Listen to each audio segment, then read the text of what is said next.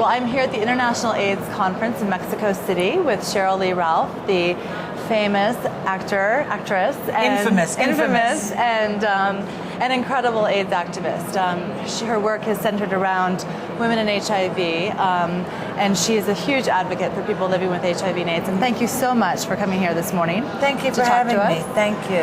I was at the press conference for the Black AIDS Institute's release of their new report, and so I Left think Behind. Left Behind. Yes. And I thought your comments were great, so I thought we'd start there, and just talk about the fact that while African Americans only comprise 13% of the total U.S. population, right, the new numbers show that we're almost half of the total new infections in 2006. And I got to tell you, Reagan, when I heard that, I was shocked. I was appalled. I was outraged. I said to myself, first of all, the numbers were bad enough before. Right. So now the CDC is telling us that the numbers have been lowballed. Right. It's much worse than we thought it was.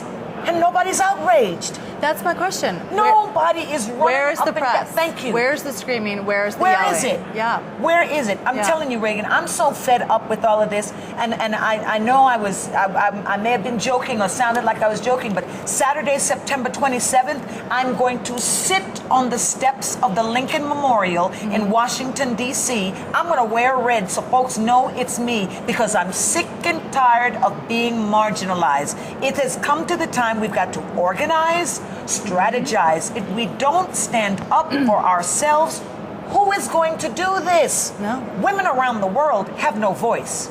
Women around the world are starting to carry the burden of this disease. In America, that big number of those who are underestimated in that lowball number that the CDC reported, it's a lot of women. Yep. And I'm sick and tired of it. I'm upset. Yeah. I'm upset.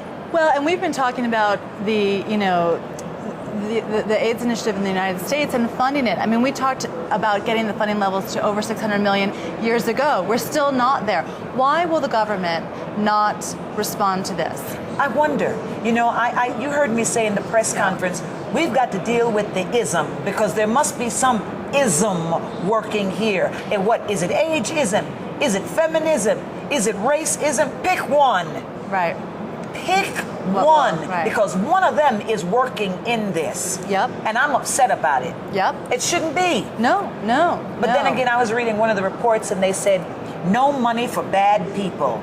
And I was like, wow, do you think we're bad people? That's why I said, until you value us as human beings, until you can look at me as a whole human being and not a statistic, not a charity case, not a poverty case, not another handout, if you can look at me as a full human being, maybe we can get around this. Maybe we can do something about it. But until we can do that, nothing's going to change. You're right. There are these underlying causes, which I find is, there's been a lot of talk about that in terms at this conference, even in terms of what works for prevention. Right.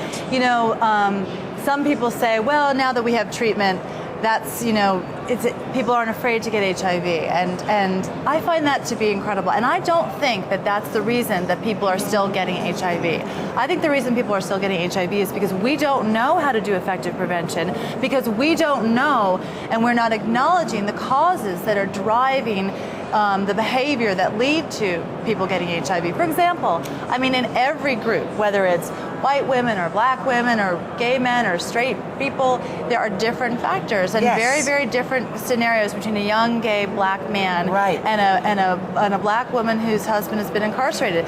The prevention message that you're going to give to those two individuals is going to be, I would think, largely different. Do you agree? Very different. What about the young woman who's coming into her sexuality and has heard so much before about free love and enjoying great sex, who that one time has not used a condom because she's emulating something she sees in a music video? Yeah. Well, and there's this big idea that promiscuity is a link to HIV, and I got HIV from 2 acts of unprotected sex. Not saying I only had unprotected sex twice in my life, but with the person from whom I contracted the disease, it was only 2 times. We believe you can get pregnant from 1 act of unprotected sex, but we don't think you can get HIV. We think you have to be doing some sort of crazy behavior. And I think that people think that because then they think, well, then I don't have to change my behavior because I don't do crazy things. Right. It's interesting because I call it the human condition. We cannot cure the human condition. And part of that human condition, we are hardwired for 2 things. to eat and to have sex. And most folks eat to have the energy to have sex.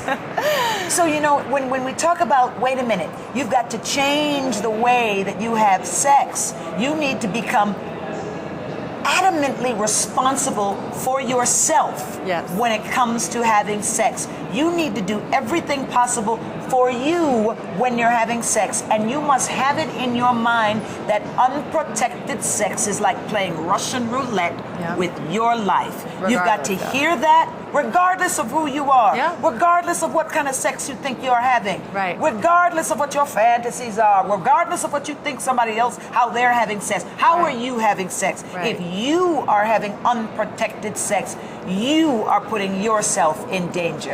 And it's interesting because I hear actually from a lot of positive women that men want to have unprotected sex with them. Girl, I hear that all the time. All the time. And it's sex workers will tell you they get more money if they will have unprotected sex with their johns. True, and I mean even HIV positive women who've disclosed to their partners. I have women asking me, well, what should I do? Because I've told him I'm HIV positive and he still wants to have unprotected sex. Girl, I'm telling you. I find that amazing. One of the women's stories that I tell in my one-woman show, Sometimes I Cry, she said, I can always get laid. I can always get laid because there's always some man who just doesn't care. He just wants to tap that ass. Right. Isn't that amazing? Wow. And she's revealed her status. I mean, sometimes it looks like you're damned if you do, you're damned if you don't. It's true.